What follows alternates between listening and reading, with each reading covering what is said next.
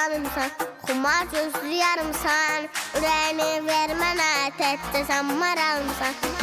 Lelelelele canım, lelelelele hanım, lelelele yarımsan, benim sadarmanımsan. Lelelelele canım, lelelelele hanım, lelelele yarımsan, benim sadarmanımsan. Oturun, siz oturun. Gəl belə bir obraz qoyaq. Sən qıza deyirsən, gəl qız bura, kamança çalan, qoy onu ora.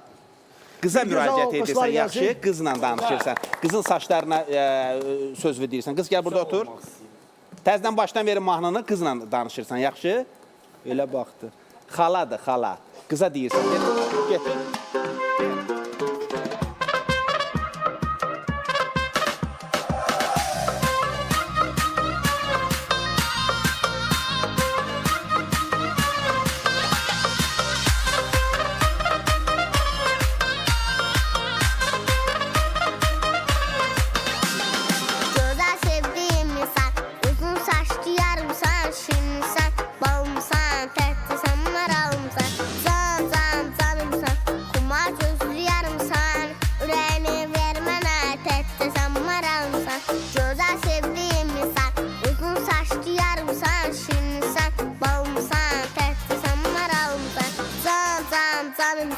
Xumar gözlü yarımsan, ürəyini vermənə, tətdə sən maralımsan.